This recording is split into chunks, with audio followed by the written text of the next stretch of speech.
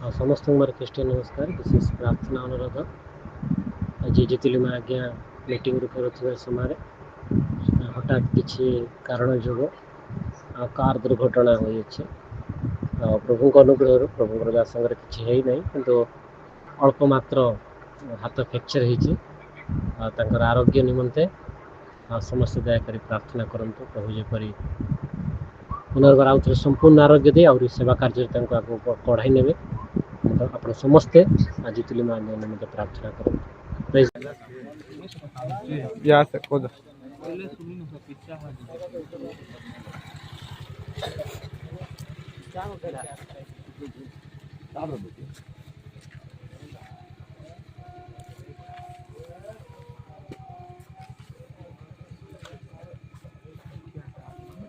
ए बाबू निरंजन एक लाइट देखो।